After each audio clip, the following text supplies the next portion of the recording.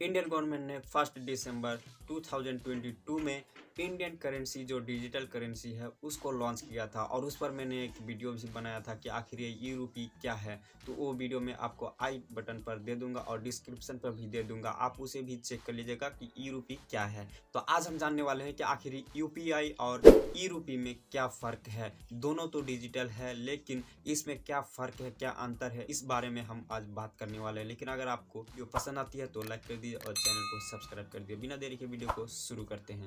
दोस्तों, यूपीआई और ई रूपी में जो 5 सबसे बड़ी डिफरेंस है वही मैं आज आपको बताने वाला हूँ।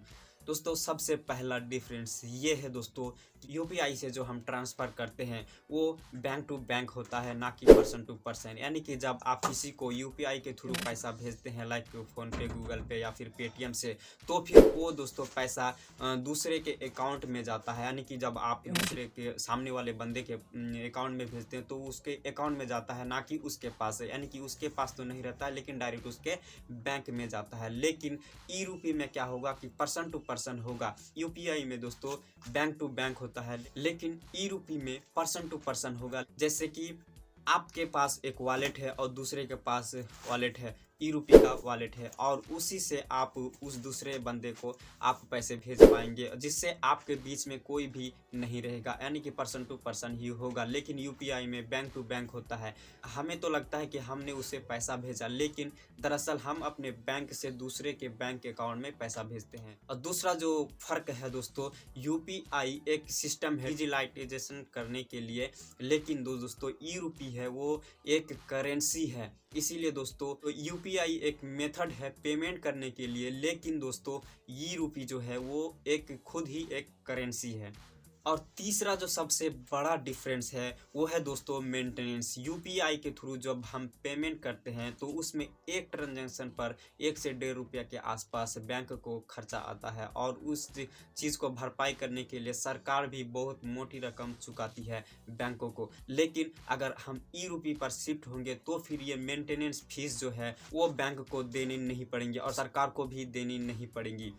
और चौथा जो मेन पॉइंट है वो है दोस्तों कि जब हम यूपीआई के थ्रू ट्रांजेक्शन करते हैं तो हम दूसरे के बैंक अकाउंट में जब पैसा भेजते हैं तो उस बैंक के पास सारा हिस्ट्री रहता है। यानी कि सारा हिस्ट्री रहता है कि कौन किसके अकाउंट में कितने रुपए भेजे, और यूपीआई ऐप्स जो होते हैं उसको भी ये सारी जानकारी रहता है कि कौन किसके अकाउंट में कितने रुपए भेज रहे हैं। लेकिन दोस्तों ई रूपी के साथ ऐसा नहीं है। यानी कि पर्सन टू पर्सन होगा तो यानी कि मान लीजिए कि एक रमेश है और एक सुरेश है, तो वो दूसरे के अकाउंट में जब पैसा भेजेगा तो बीच में एक बैंक है। लेकिन दोस्तों जब ई रूपी से पैसा भेजेगा तो फिर बीच में कोई भी बैंक वगैरह कोई भी नहीं रहेगा, यानी कि पर्सन टू पर्सन हो जाएगा।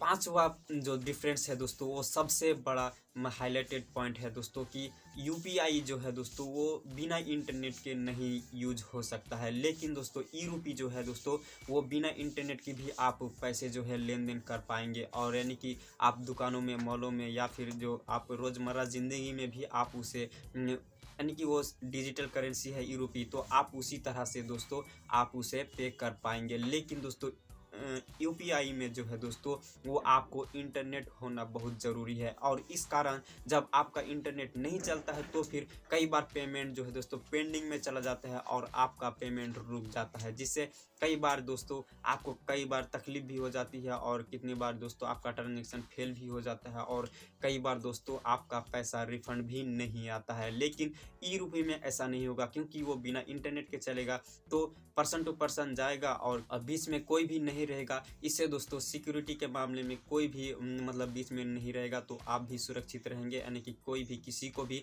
आपके ट्रांजैक्शन के बारे में किसी को भी पता नहीं चलेगा।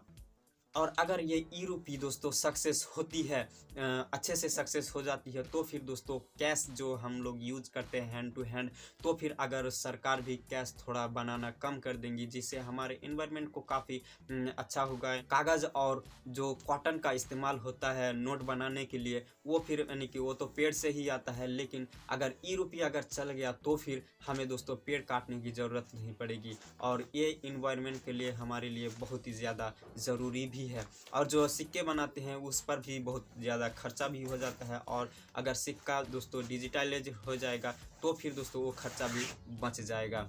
तो आई होप दोस्तों कि आपको समझ में आ गया हो कि डिजिटल रुपी और यूपीआई में क्या फ़र्क है। इस वीडियो में इतना ही, मिलते हैं अगले वीडियो में, तब तक के लिए बाय बाय, जय हिंद।